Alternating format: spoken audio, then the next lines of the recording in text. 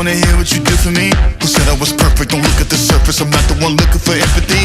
Locking, I got some people that's watching. Locking, lost in the rhythm, I got it. Rocking, baby, I know you got options. Because I want you, I need you. Look at my baby, I know she a keeper.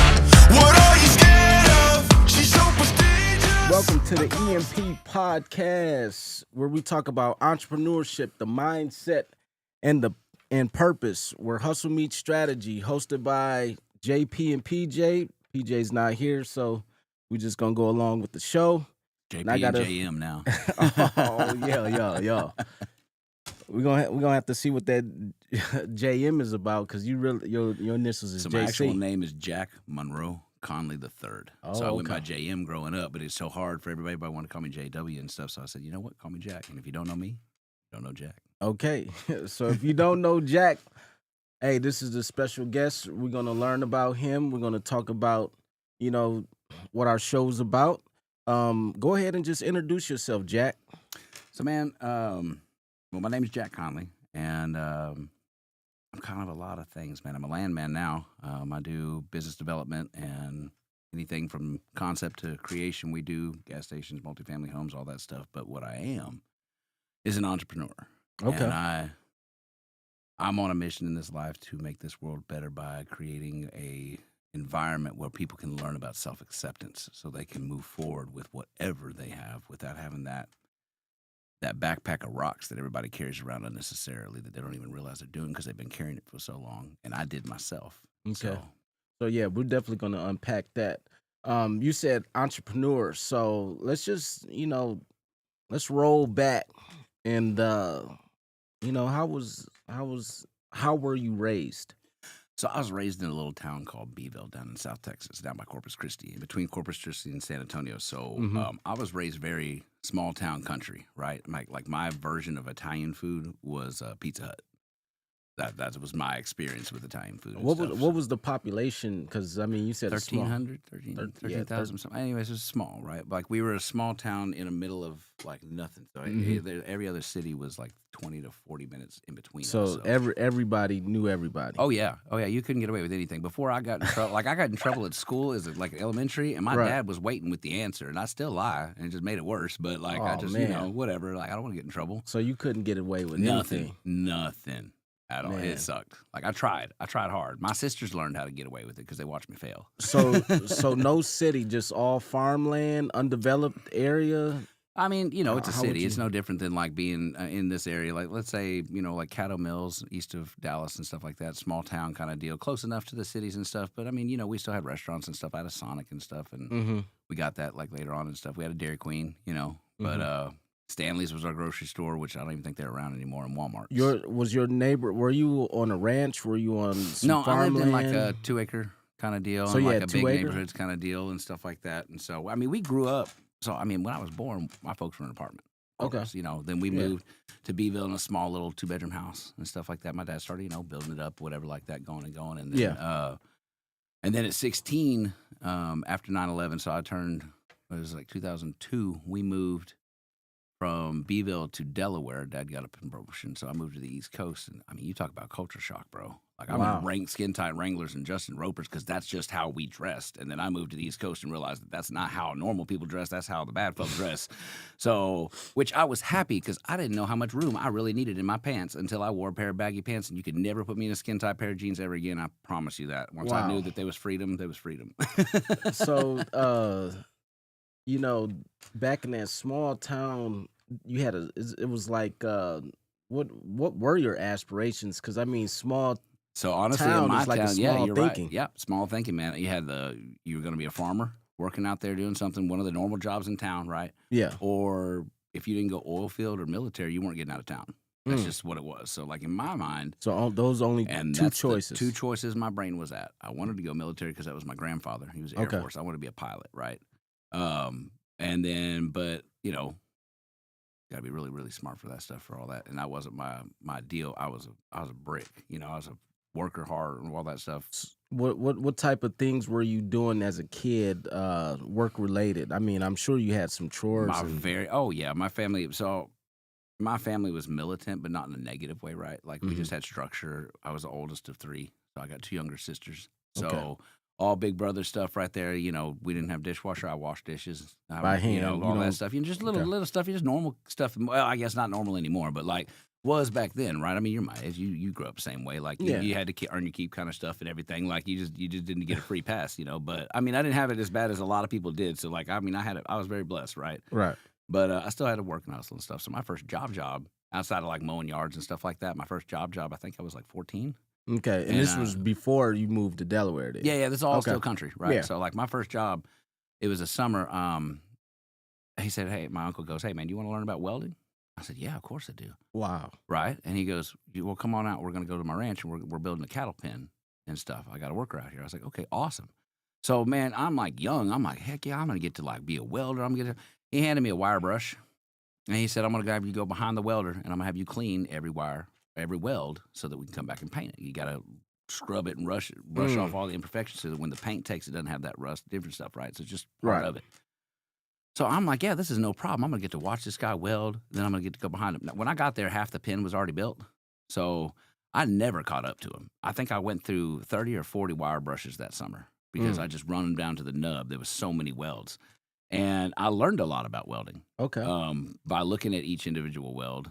And also that I wanted to be a welder so that I could have a helper doing the crap that I was doing. Mm-hmm. And so my first thing was, okay, what can I learn to get out of this position? How can I get out of this low spot? What can I learn on the fly right now? What can I pay attention to so that next time I come back to this job, be like, hey, can I do this?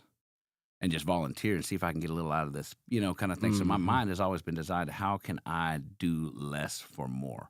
I guess that's the way I became a hustler kind of with things, you know? Was that the first time that type of mindset came when you got introduced to the welding? After a whole day of using my right arm and having to wake up the next day and figure out how to use my left, I was looking for anything and everything I could do to try to get out of that position. Wow. But like, because I was a kid, right? Like, I didn't want to work that hard. But then, you know, after a couple of days, you numb out and you're like, oh, okay, this is just nothing. And then you start having fun conversations while you're doing it, making jokes. And then I went from like that, and then they started tack welding the cattle pens on the bottom. I learned that how electricity works by getting the shit shocked out of me because he told me, he said, don't let it arc. Don't let it arc. I didn't know what that meant. I said, yes, sir. I didn't know what that meant. Right. I meant don't let it leave. Like, don't let the metal separate a little bit because if it does, that electricity will jump. And it arcs and it pops. Well, if you're touching that end, guess what? It's going to go through you too. Luckily, it didn't kill you. No, man, and I'm really dumb, man. In the military, that led to me just having a love for electricity. So, like, I'd stay up on missions by we'd shock each other with tasers and stuff to stay up. So, like, I'm not saying, like, listen to me on certain things, but listen to me on certain things. I got like, you. So welding was your first experience of, you know, some more work other than like chore work. Right. And then that was at 14. A welder's assistant. Oh, welder's I never assistant. made it to the welding portion. Okay. Of it. And then a couple years later, you know, Dad gets a promotion. You guys move from The next year, I moved up to a combine. I started paying attention. I started figuring out what else I could do. I started learning about the tractors. And so I started greasing the tractors going through there. There's like 60 grease points on a combine you got to go through. And you got to crawl in through this stuff. I was tiny enough I could still do that. So you definitely had a curiosity for just learning more. It was like a puzzle. Nice. Where do you think that stemmed from? Because, I mean, I'm sure your grandfather played a significant role in your life as well, right? So I grew up hearing about my great-grandfather. I only knew him for a little bit. And he was a traveling salesman. And we actually have all the letters he would send home to his wife, my great-grandmother, with money in it, and a letter letting him know where she was this time. And he could send more money or, hey, it wasn't this much this time, but next time there'll be more. I got this better town I'm coming to. Right. And he went from a traveling salesman to building up to 13 drugstores down in South Texas, across South Texas. Okay. He built it up from bare bones, nothing. Right. And then kept going. So then my grandfather came in and started running it and everything like that. Well, then my dad, he spent his whole life thinking that's where he was going to go and stuff. And I got to watch him get the rug pulled out from underneath him because Walgreens started coming in, the base closed in the town, different things were changing. And so my grandfather saw, like, man, you need to go find your own way. This isn't going to be the way. Right. You know, and I had to watch my dad struggle. Like, I'm a young kid, but I've always been sharp and watching. He held it together, man. Like, I mean, we go to sleep at 8:30, and he'd go out and hustle and go refinish the end tables at a nursing home and shit and make some extra money or whatever. He'd go do wallpaper at this freaking place. Like, he was always hustling to make sure we had it, and we didn't feel it. That was the thing. Like, he did his normal day job and came back home. We went to bed. And as far as us kids know, everybody went to bed right now. That's when he went out and hustled. So that we kept that normal life, didn't think we were struggling, and he just carried that burden for himself, you know. And my mother worked and hustled too. Like, don't get me wrong. Like, she was hustling and working. She was an interior decorator and designer, had clients. Like, my family hustled. They worked. So it was like I owe it to him to do stuff, you know, to do better. I mean, I avoided it. I was a kid, right? A lot of stuff. Right. And like you said, we moved after that year. We moved to Delaware when I was 16 because he got a promotion. And that he'd always shock. tried to keep, but he'd always try to keep us in a town to raise like he was. But I finally, as the oldest, you have different conversations with your dads and stuff, and your parents a lot of times and stuff. So I looked at him, and I remember we went on this trip to Seattle, Washington, and he had a convention out that way. So he flew my mom and I up afterwards, and we got to go see like Pike's Place Market. We got to go do some like touring and see some orcas out in the water. Like, this is just fascinating for my country ass, man. I was like, this is the most I'd seen outside of state, dude. I'd never been to that shit. I'd been to like murky water in the Gulf, and that was an ocean to me type shit. Like, I'm up here in this northern area with this clear water, these islands, fucking bald eagles flying. I'm like, where are we? This is cool as shit, you know? Orca whales. I feel like I'm watching Free Willy having this like eye to eye with this little calf and stuff. That's some magical stuff. And I looked at my dad. I'll never forget. I looked at him. I said, Dad, you can move us to something like this. Let's go. He said, but you're coming into high school. I said, I don't care. Let's go. He said, I want you to have a high school in the whole state. I said, my sisters will. That's fine. We'll figure it out. We got a few years. Let me have the experience. Let's go. Yeah. And so Dad started actually looking into promotion. He denied so many promotions trying to keep us in this country life to give us what he thought we needed. And man, I tell you what, we all excelled more once we left. But he wasn't doing anything wrong, right? It wasn't like he was scared. He was trying to not fail abroad away from our home, because life wasn't like it is now. Like, things weren't as easy to get in touch with stuff. You know, this is, I mean, we're talking 90s, man. Like, there's a lot of we transitions. finally moved and made that decision. 9/11 had happened. And then, you know what? My dad was like, screw it. The whole world's going to shit anyway. We might as well figure it out. Let's go there. So Delaware, then all the way to Seattle, Washington? No. Seattle. So, okay, grew up in Beeville, right? I Yeah. get it. Grew up in Beeville, and at like 14, we took a trip to Seattle, and I got to see and experience something outside of Texas or Mexico. Seattle, Washington. Washington, yes. Yes. Okay. So And then East Coast. while we were all on the way that to the trip, I West told him, Coast. I said, stop denying these promotions. If you can get something to a beautiful place like this, let's go. Because we're in a small, dusty town, you know? The scenery is Right. beautiful. Oh, out man. there. So he got us to the East Coast. Man, it was like, when we moved there, I'll never forget, it was Thanksgiving. My dad left early, and to get everything down pat for us. So when we moved, like, my dad left a couple months early and literally got the whole house set up.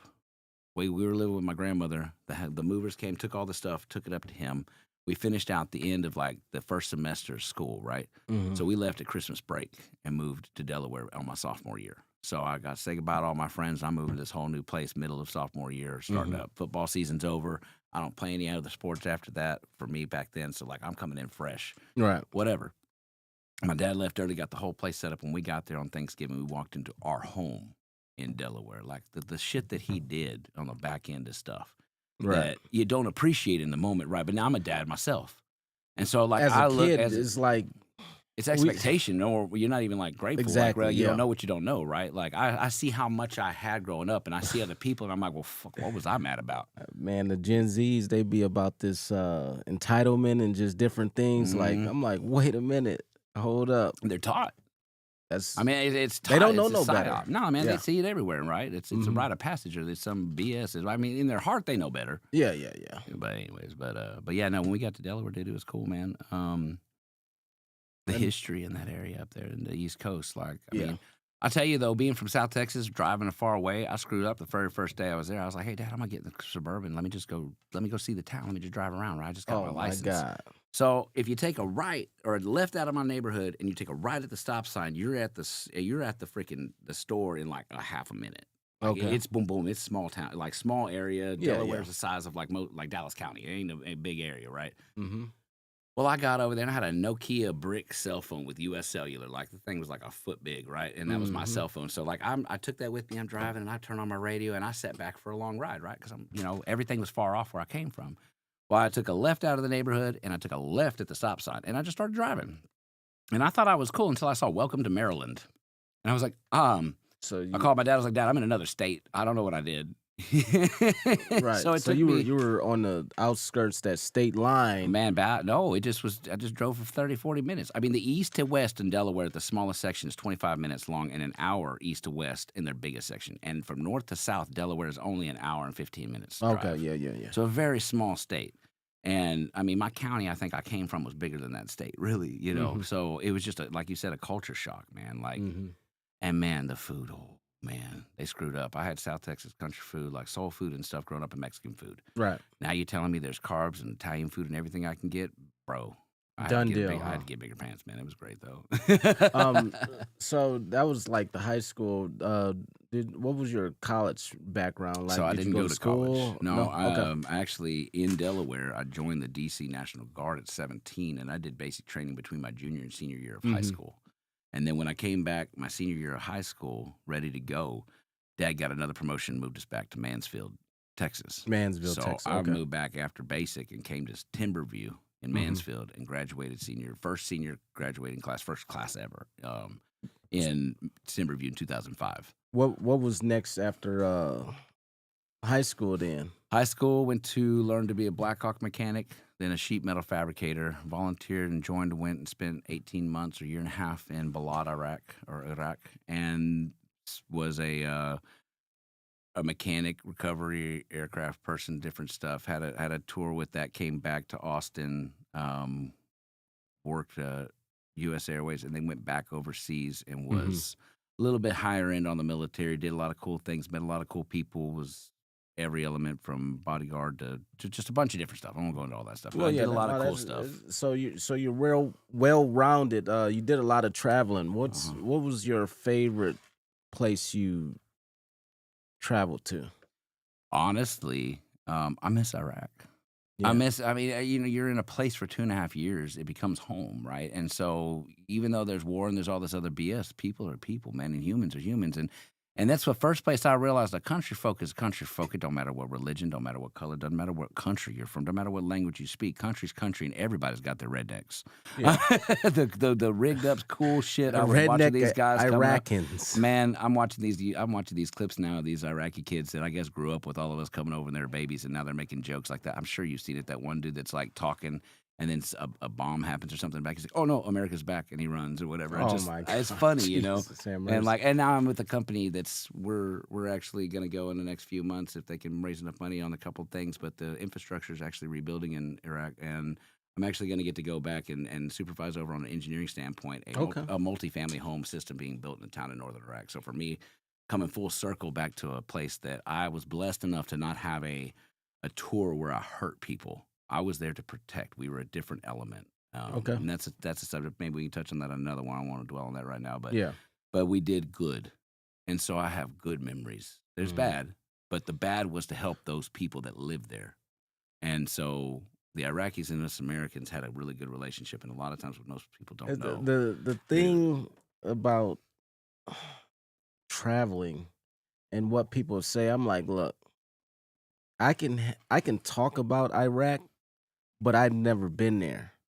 And it's totally different until you experience it. Well, yeah, because it's not the camels and dust storms everybody makes it think of. It's like high rises and freaking like big highway systems, beautiful women, crazy, awesome dudes that just love music, love to have fun and everything like that. And it's a whole different vibe. But that's everywhere, man. What the American lands be showing us. Of course. It's like, okay, we would think that America is just super advanced, but but America's also huge too. So what part?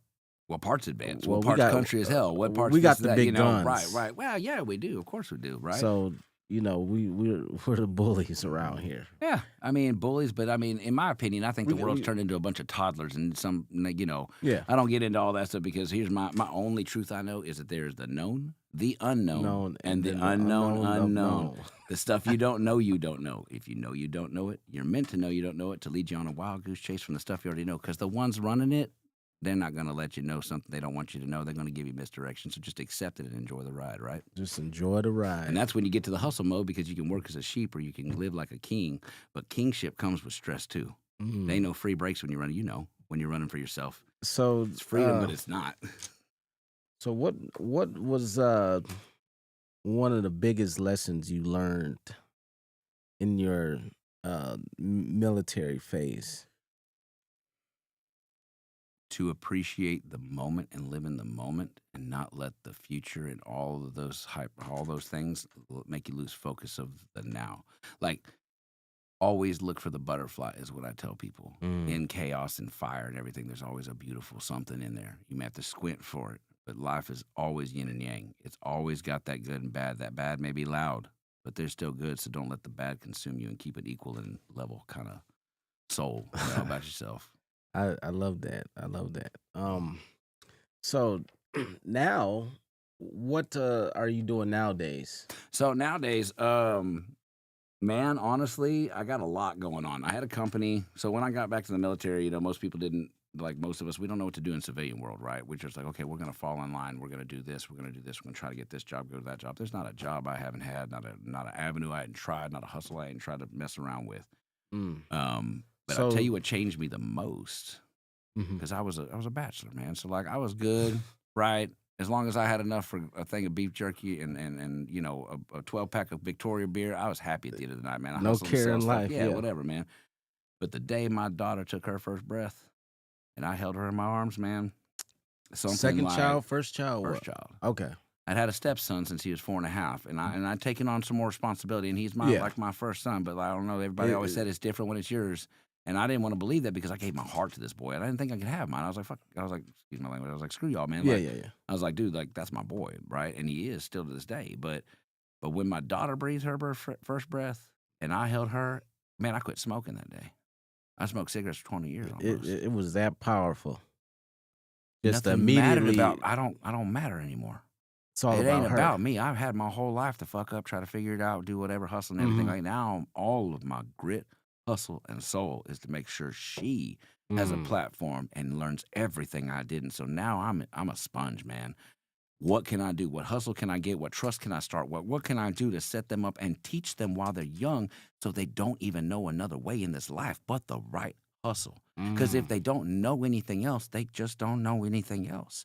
So if you teach them stupid, you got to teach them how to be smart. But if you teach them smart, you just got to keep them from the stupid. It's different, And I just meant like just even poor credit decision making. Make sure to pay your bills before you do anything, or don't overdo it. Or, all just. So the what's stuff I what's didn't what's know. the age of your children now? So 2 years old and 4 years old, and my 4-year-old was Montessori school since she was 2 years old, and Montessori school and stuff. So like the she's 4-year-old is your daughter. okay. Yeah. So the stepson and then two daughters. So I have a 12-year-old. Okay, 12. A 12-year-old son. Yeah, I who got is you. not biologically mine. He's not my stepson. I got you. He's I my got you. son. Yeah, yeah, yeah. That boy calls me dad. I call him Yeah, son. yeah. And then my daughter, she's 4. 4. And then my shit brick house, rock-headed, freaking head-button boy is 2 years old. He is every bit me, and I know me and him going to fight before he's 18. I already got gloves picked out. I got a bail bond meant for him already, and I got it's college fund for the other two. spitting image of you. Yeah. So y'all butting heads I'll show you already. a picture in a little bit, man. You can look at me. He's like, Wow. that is a mini you. I'm like, yep. Hey, he's got a heart, man. He's got a sister that's going to get him into shit, and he's going to have to knock. He's going to be that kid that's going to hear all the talking, and he's just going to walk up and knock somebody out because there's too much talking. He's just going to walk up and headbutt him. You or already something.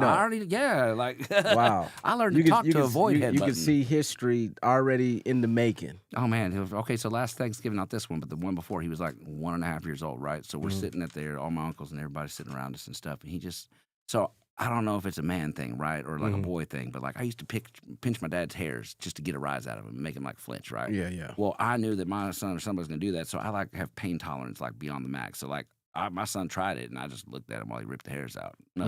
Nothing makes me flinch, right?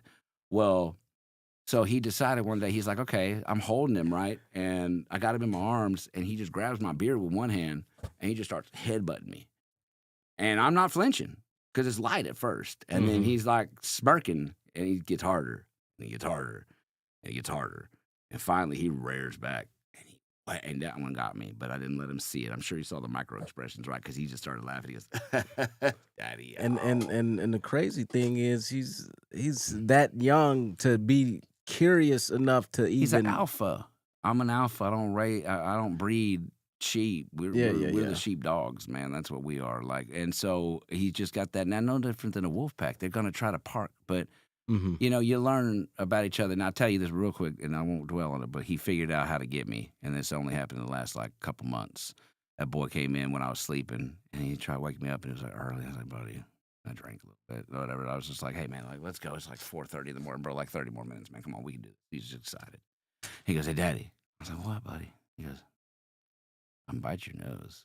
And I went, you what? Nah, okay, cool. I'm thinking he's gonna nibble, do a little thing. No, next thing I know, my nose is in his whole fucking mouth. Wow. And he bites, like not nibble, he bit it. But when he bit it, all his snobber went up my nose hole, and I had to get up and snot rocket. I was like, whatever.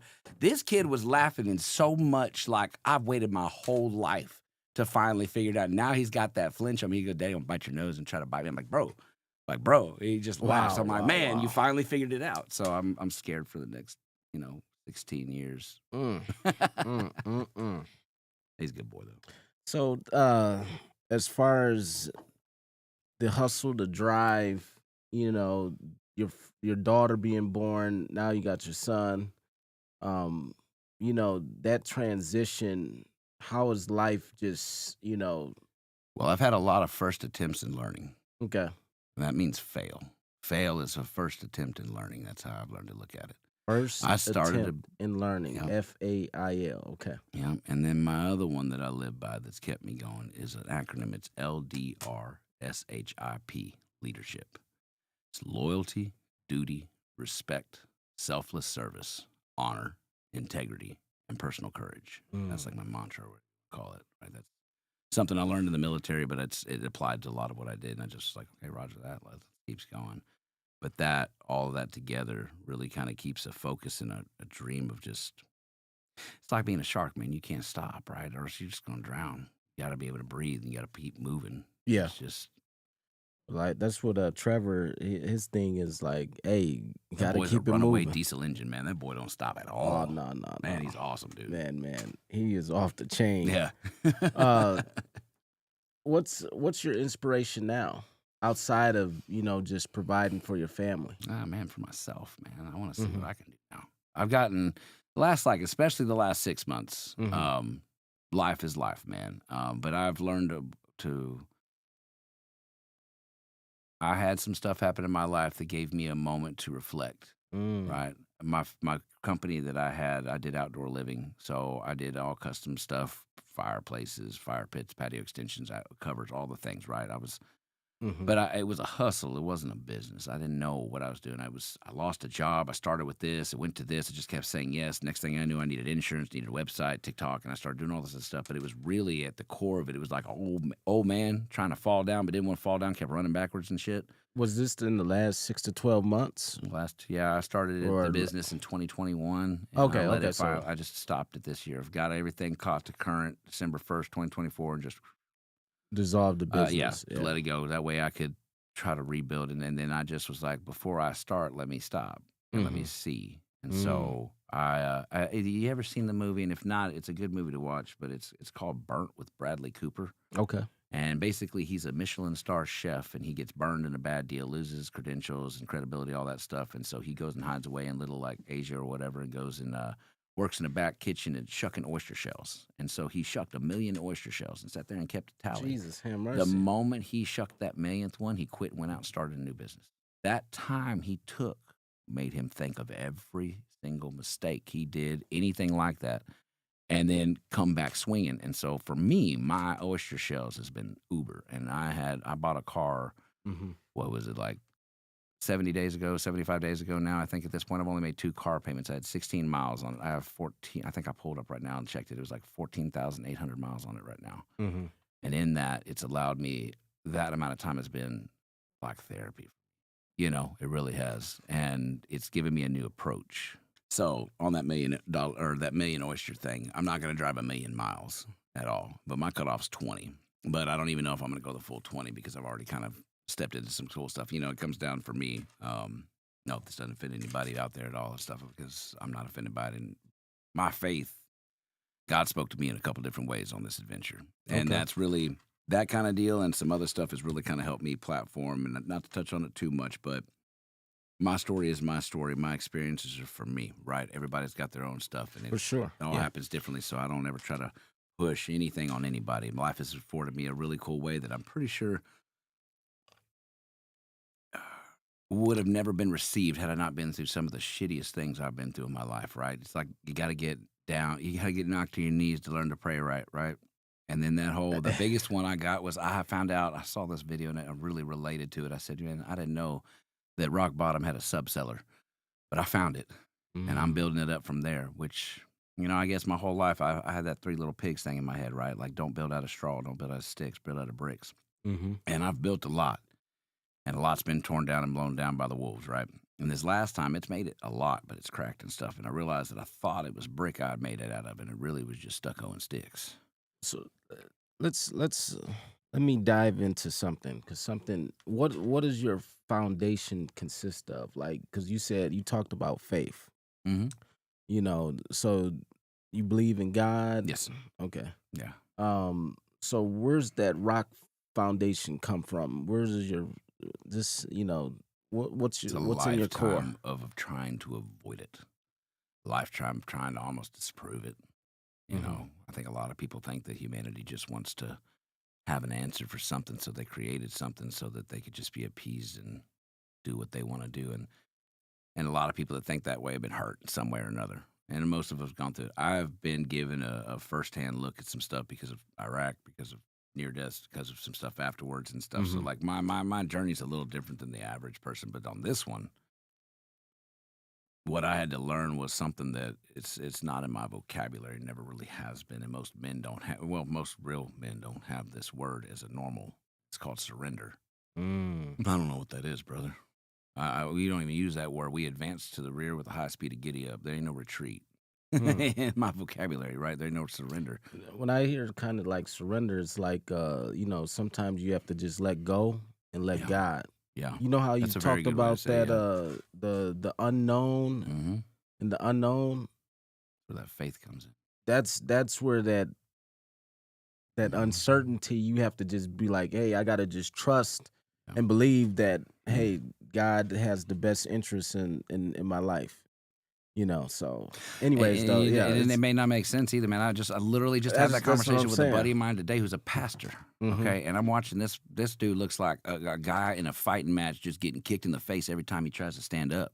There's always just something getting him or messing with him. And I just feel like bad. And I looked at him, but then it's, I had this gentleman that owns this like Cajun restaurant, and I can't. I think it's around Lucas or Wiley area. I saw it, and I need to find him back, man. If you see this podcast and you know me from this, come on, man, remind me, tell me. But I'm sitting there, and I had this whole kind of thing happen where I'd had this truck, and anyways, got my new car. This whole cool moment of just like realizing some stuff, and I'm telling this.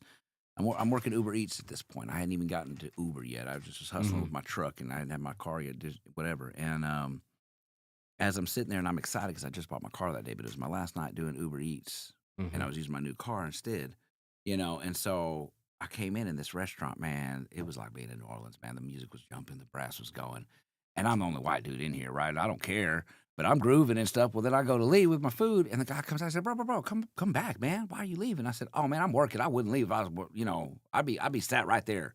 Because y'all got a bar, too. I'm not going anywhere, bro. You're gonna, And he goes, well, just come on back. I was like, bro, I'm hustling, man, and I don't know where I'm going to end up. I just happen to be here, and I'm just going to go where the road takes me, and then wherever I stop, Okay. And he goes, okay, well, he's like, man, I feel like I need to tell you something. You mind? I looked at him, I said, I mean, come on with it. Yeah, what you got? And he goes, I feel like I'm being called to tell you this. He goes, when you put your clothes, like when you want to wash your clothes, how do you wash them? I said, well, like a washing machine. He goes, well, yeah, but how do they get clean? I said, man, the water. I'm thinking he's about to tell me I need to get baptized, right? Something. And he goes, no, man, not the water. I said, okay, well, then soap, right? And he goes, no, man, not the soap. I went, well, what the hell is it then? He goes, the agitation. And that thing's going back and forth and agitating. It's getting that soap and that water, and it's mixing it together. It's knocking that dirt around, and everything starts falling off of them clothes. And it's not until you've been through that agitation period when all that dirt and shit starts falling off. Most people get the water. They'll put on the soap, and they think they're clean, but they don't actually scrub in and get that shit off. And then once that dirt's on, you're not done yet. You still got to go through that vicious spin cycle. And then once you're finally through all of that, then you can finally get fluffed out and start to dry to your true purpose. And I looked at him and I said, you know what? Hey, man, you're not joking, because I just came up with an epiphany. The moment that happened, here we are, my blessing right here. This is the after. That was my car. And I thought that I had figured out my lesson, and God made sure I figured it out later. And that's for me, that story. But Wow. But I had some stuff that basically I've learned that I need to listen more, especially to God, because I saw your thing you did with the lady about the ears being hearts and the 2 ears and one mouth. I was watching that before I came here, man. I was like, that's some good stuff, because if you put your ears together, it'll have the shape of a heart. right. So the way to somebody is actually listening to get to their heart. And so we got 2 ears, so we should listen twice as much as we speak. Amen. Anyways, though, No, so that's good, I though, mean, at the end of the day, we want, people to come to the platform to, don't be discouraged about their walk of life. Find some kind of inspiration from other people's lifestyles. We all are human beings where, I mean, you had experiences where you've traveled out of the country. Right.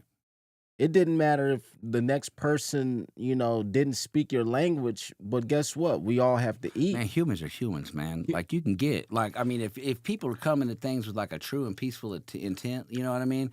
Nobody needs to speak the damn language. You're hungry, right? Those are the basic necessities. What is that like? Food, shelter, Slap and somebody clothes in the face with whipped cream, and everybody's gonna laugh. Like, I mean, there's things you can do to bridge a communication gap. I mean, that guy might not like you, but everybody else thinks it's hilarious, you know. But anyways, no. But I like that you said that, because you said something, and I have this thing I tell, because I am a vet and I work with veterans and I work with humans, and trying to come back from the dark places is my passion to pull people out of. I'm the keeper of the night. My kids call me the Monster King. Okay. And I'm the keeper of the night. I'm Jack Skellington is my, like, who I am, and if I had to pick a character, right? And so because it's just been put, so people, when I was going on my healing journeys, I would have these guys come up like, how did you do this and that and the other with everything you've been through? And I was like, well, it gave me this thought process, and the way I go about it now is, everybody gets tied up in the story instead of focusing on the emotion in life. I went to Iraq and I got blown up and almost died and thought I had seen my end. Okay. That sounds traumatic. That sounds worthy of feeling bad when you come home and feeling depressed and not getting over it, right? Everybody can give you that grace because of all that extra, right? Well, if somebody got in a car wreck because they ran a red light, or the other person ran a red light, and you were just on your way to church or home from school or whatever, and you felt like you were almost going to die, you went through the same bullshit I did. You're going through the same comeback that I did. If anything worse, because you weren't overseas, you're home now. You got to drive that same street. Yeah, so the emotion, and then, but the problem is, people will glorify the story and demean their own, and not seek the help or even talk about it. And you know, at the beginning, I can understand that you can try to, self whatever, but that's that backpack of rocks I talked about at the beginning of this, man. That's that shit you carry unnecessarily, thinking you're either unworthy or whatever, and that freedom you find when you just decide to choose yourself. And not and it's a selfish way, but not an unhealthy selfish way. Like, you got to choose yourself, because if you're not good, you can't make other people good, because you burn out. So like, if you, and when you're talking about entrepreneur and hustling, man, I mean, you can work for somebody, and there's great, and I'm working for somebody now, he's amazing, but it's not the same process. So I'm not going to like Walmart and working, not that there's anything wrong with that, but if you have the means and the ability, and some people don't, and that's okay. But if you feel a calling to like try something, to do something, then don't wait. Or don't not do it and spend your life wondering what if. Take a chance on yourself, man. I mean, we're here to freaking learn and try one time. And that's why I said it's the first attempt at learning. It's not failure. And I sure as hell, and I know you did too, learn more from my failure than I ever did from my success. I learned, to be an asshole from my success sometimes, Wow. So there's a lot that's going on in my head. As far as, with the entrepreneurship, I mean, everybody's not built for this. No. But everybody's built to try if they want. Yeah. You don't know until you know, man. You really don't. Because So I did some stuff, and I know you have too, where you're like, man, I really didn't think I was going to make it through, but it was that last push. And then it was like, okay, deep breath. We got that straight away from, Yeah. So let's talk and pivot a little bit. Well, let me ask you this, because you're not just born just to exist. You're Right. here for a reason. You're here Mhm. for a purpose. So what would you say your purpose is? To heal, to help unite and heal humanity. I really do. Like, Mm, especially recently. Um, I have a gift of being able to talk to anybody. I don't care where you're from. And I feel like I'm pretty chill and humble and don't give off any kind of like FU vibes. Now, if I'm in work mode and you kept, I may have this resting asshole face and I don't mean anything by it. I used to tell my buddies, you see me looking like that, walk up, pop me and be, hey, bro, don't forget to smile. And I'll be like, hey, oh, my bad, bro. You're good. mhm, But truly, I mean, why else did I go through all the dumb shit I did and live if not to help other people see that they're not alone? That mhm, there's not really a scenario of any kind you can give me that I haven't kind of been through firsthand or whatever. Because, yeah, I had a very chill life growing up, but when I went to go, at one point, wanted to go into politics at one point a long time ago after the mhm. military service and stuff. I was like, I can help.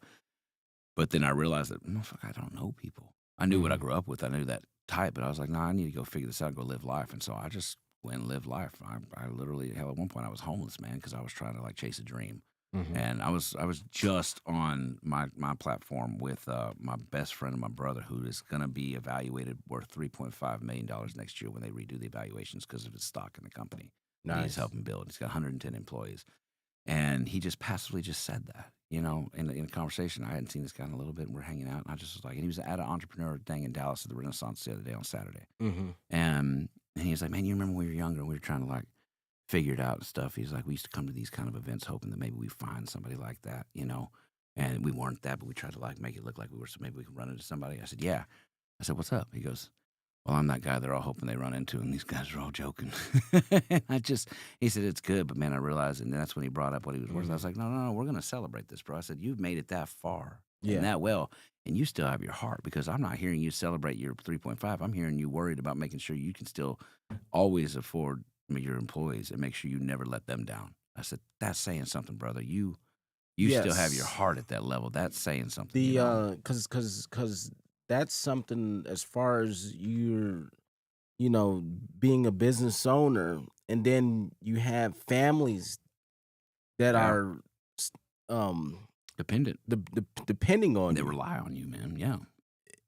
That You are the bread. Yeah. Yeah. So if you fail, Well, everything can tank and go sideways with the families that you're and a good providing person for. thinks about that. Other business Yes. owners won't. That's why you have the difference between a boss and a leader. All those acting, all that stuff. Yes.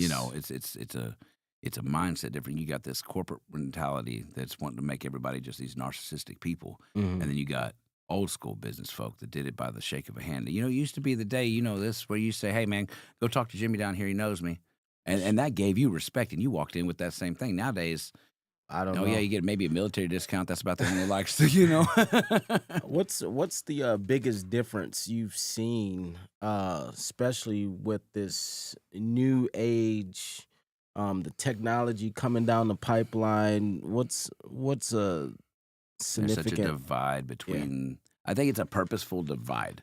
Like, I mean, we don't even have movies we can like say we like click on, like, because there's just so much content now that people don't watch. Like, you don't have like we all grew up with our parents' movies, and then when they'd say, "Oh man, they redid it," now we're talking like, "Oh man, y'all redoing our movies to the kids," like Lion King and all this. It's all this is redo, redo, redo, redo. Right. But now you got all this content, so it's like, and there was a whole time period nobody could deny it, that everybody was just demeaning anybody that was elder, and I think you can all see that it was a psyop to make everybody discredit stuff so they could bring in a lot of BS. And look at how divided we are, and everybody that's got a sense is going, hey, y'all ain't speaking for us. I Mhm. don't care what this person does, who this person is. We're here and just vibing just fine.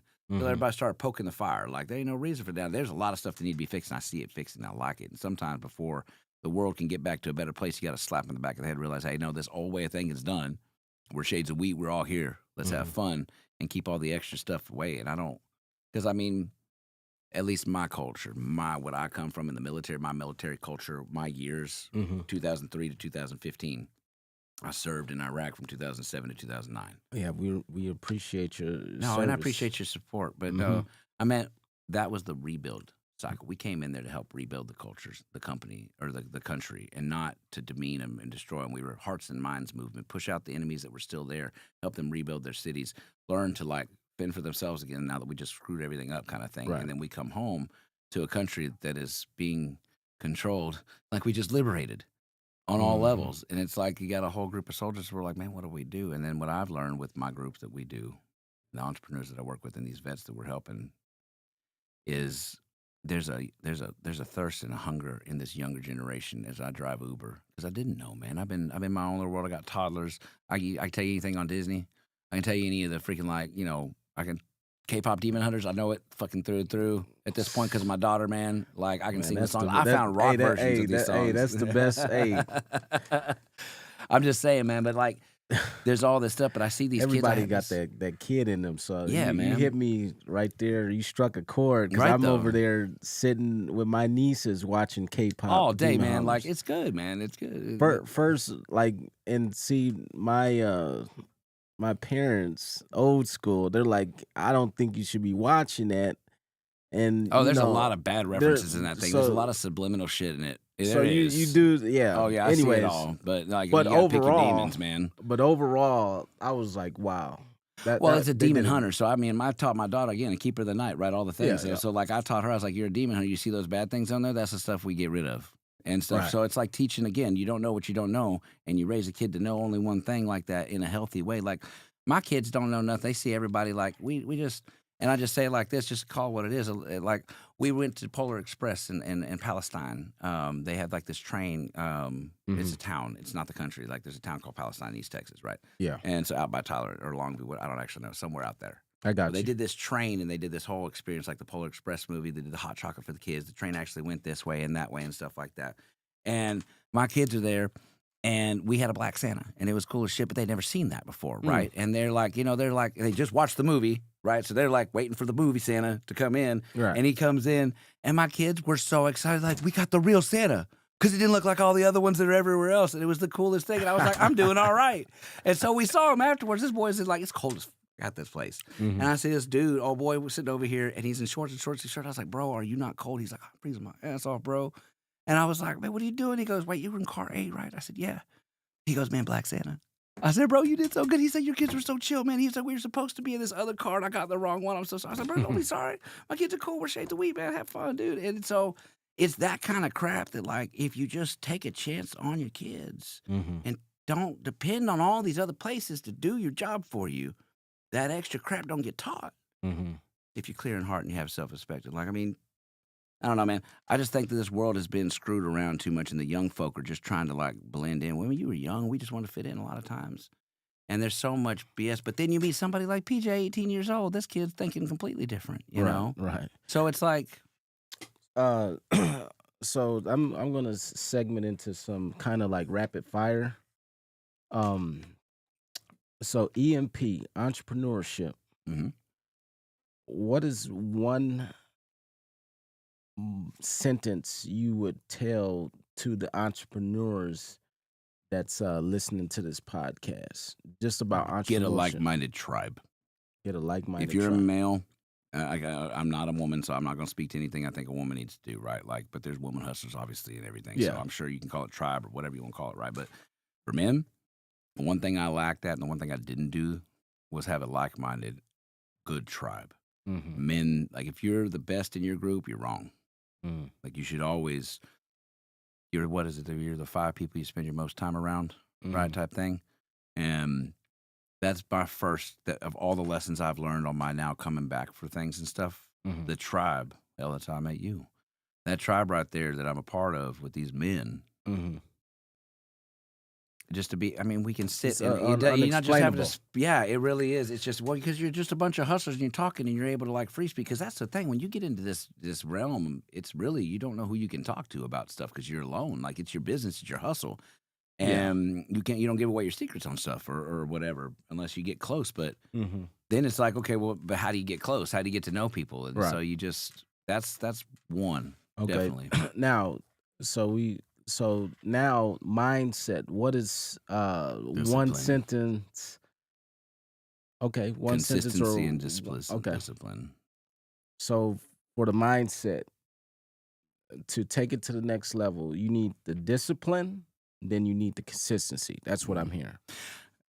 Yeah. My prayers that I pray are for wisdom and discernment.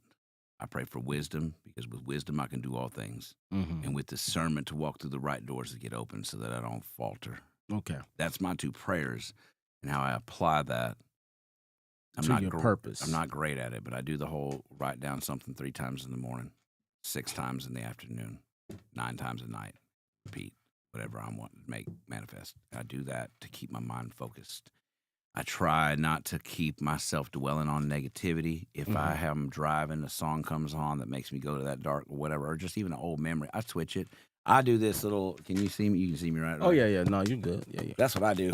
That's my little, like, if I hear, I'm like, demons out of my head, devil out of my heart, and I just do this because I mean, you know, we're men, we got all the pressure. Whatever. Even if it's like, if I hear I can't, even in a thought, I verbally beat that thing out, cast that thing out. Don't even give it a half second because I've let that thing dwell on me. And just that little back thought seems small, but even on on the dam, that little puncture may start out as a little tiny leak, but that thing will grow real quick and eventually boom if it's not addressed. So, and then when we talk about purpose, if somebody that doesn't know their purpose, what is one sentence or some advice for them to kind of hone into their purpose?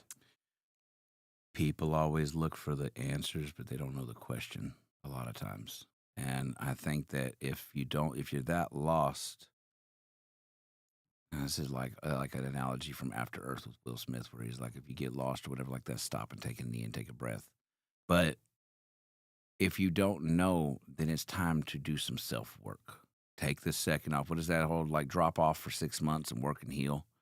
Don't let anybody know what you're doing. Don't let nothing do it. And just when you take all those distractions out and the trying to like be boastful or even just trying to impress or just hoping you hear the good job or whatever, and you just spend 6 months focusing on yourself, doing the real, like the hard shit, man. Like, try this. Look at yourself in the mirror directly in your eyes for 5 minutes and not look away.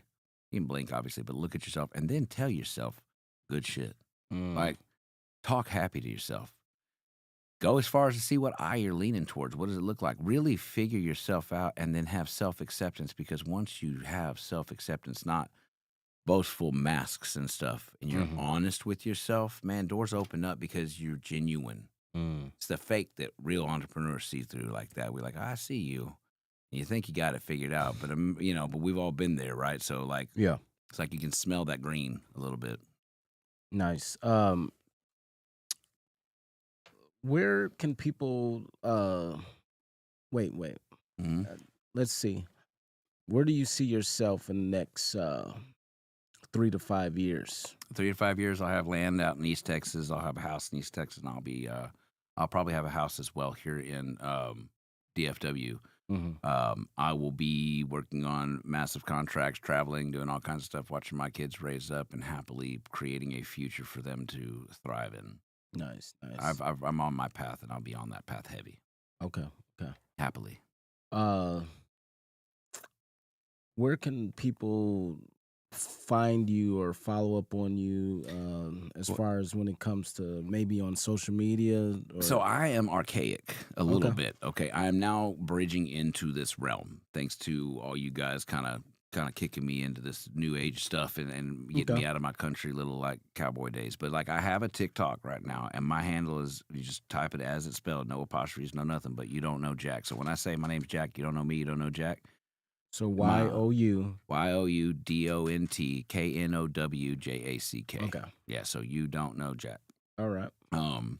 So that's one place anybody can reach out, hit me up. I got a lot of content. We just took some veterans out on a deal right now, so I'm now dropping like a series that I've started that's educational. So my thing is more about this is a new venture that you a refinement of something I started out of just wanting to just try something. And cool. It's a direction because I know a lot of shit, and a lot of people don't have people to ask the stuff that I know, right? I mean, why have all this knowledge if I ain't gonna at least help somebody out? And I'm approachable, man. You got something? I don't care. Come at me honestly, and I will help you in any way I can.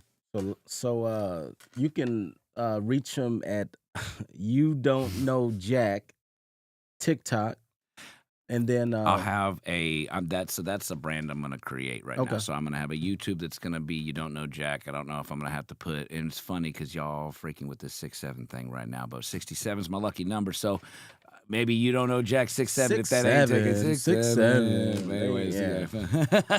But so anyways, that'll be that, and then I'll have an Instagram for the same thing. So it's all gonna be You Don't Know Jack brand, because my thing is we don't know Jack, so let's figure it out together.